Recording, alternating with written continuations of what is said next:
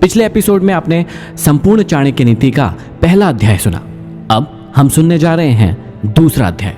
दूसरे अध्याय की शुरुआत में ही श्री चाणक्य कहते हैं कि झूठ बोलना, उतावलापन दिखाना, छल कपट, मूर्खता, अत्यधिक लालच करना, अशुद्धता और दयनीयता, ये सभी प्रकार के दोष स्त्रियों में स्वाभाविक रूप से मिलते हैं। स्त्रियों के विषय में चाणक्य की उपयुक्त धारणा का कारण क्या रहा था यह कहना तो कठिन है, परंतु सभी स्त्रियों में ये स्वाभाविक दुर्गुण हो यह संभव नहीं है।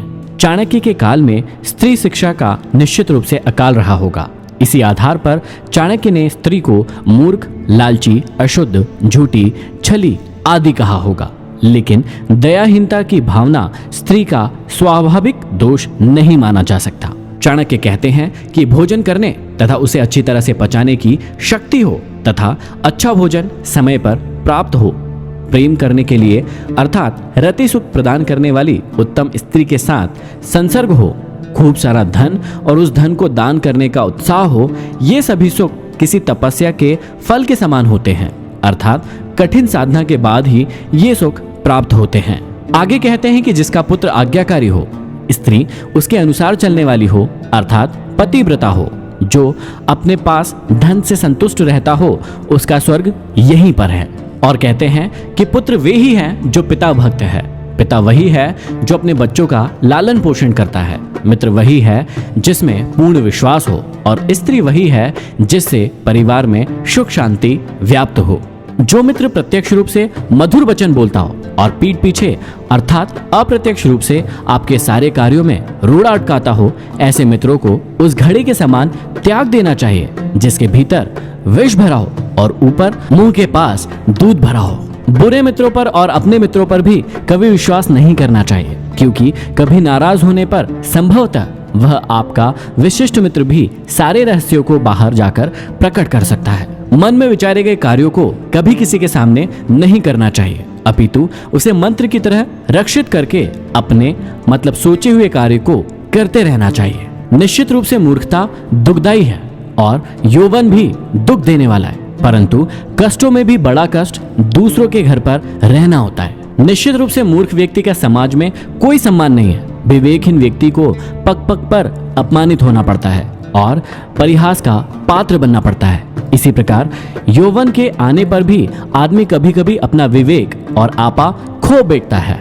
जवानी में आदमी का जोश और उत्साह तो खूब बड़ा चढ़ा होता है, पर वह अपना होश भी खोए रहता है। उसमें अपनी शक्ति का अहम इस कदर बढ़ जाता है कि उसे अपने सामने वाला व्यक्ति तुच्छ दिखाई देने लगता है। चाणक्य का कहना है कि किसी को विवशता में जब दूसरे के घर पर निर्भर रहना पड़े तो उसका अपना वर्चस्व समाप्त हो जाता है। उसे दूसरों की कृपा पर निर्भर रहना पड़ता है, उसकी स्वाधीनता नष्ट हो जाती है और यही उसके दुखों का सबसे बड़ा कारण होता है। आगे चाणक्य कहते हैं कि हर एक पर्वत में मणि नहीं होती है और हर एक हाथी में मुक्तामणि नहीं होती है। साधु लोग सभी जगह नहीं मिलते और हर एक वन में चंदन के वृक्ष नहीं होते हैं। यहाँ हमें समझाते हुए कह रहे हैं कि अच्छी चीजें सभी जगह प्राप्त नहीं होती। पर्वत श्रृंखलाओं के मध्य खनिज पदार्थ भरे पड़े हैं, उनमें हीरे जवाहरातों की खदानें भी है, परंतु सभी पर्वतों में ये प्राप्त नहीं होते हैं। विशेष गुण वाली वस्तुओं को विशिष्ट स्थानों में ही खोजना पड़ता है। बुद्धिमान लोगों का कर्तव्य होता है कि वे अपनी संतान को अच्छे कार्य व्यापार में लगाए, क्योंकि नीति के जानकार व सद्व्यवहार वाले व्यक्ति ही कुल में सम्मानित होते हैं। चाणक्य कहते हैं कि जो माता पिता अपने बच्चों को नहीं पढ़ाते हैं वे उनके शत्रु होते हैं। ऐसे अपढ़ बालक सभा के मध्य में उसी प्रकार शोभा नहीं पाते जैसे हंसों के मध्य में बगुला शोभा नहीं पाता। अत्यधिक लाड़ प्यार से पुत्र और शिष्य गुणहीन हो जाते हैं और ताड़ना से गुणी हो जाते हैं। भाव यही है कि शिष्य और पुत्र को यदि ताड़ना का भय रहेगा तो वे कभी भी गलत मार्ग पर नहीं जाएंगे। आचार्य चाणक्य कहते हैं कि एक श्लोक, आधा श्लोक, श्लोक का एक चरण, उसका आधा अथवा एक अक्षर ही सही या आधा अक्षर प्रतिदिन जरूर पढ़ना चाहिए। कहने का अर्थ है कि शिक्षा से ही लोक व्यवहार का रहस्य प्रकट होता है, इसलिए हमें हमेशा पढ़ते रहना चाहिए।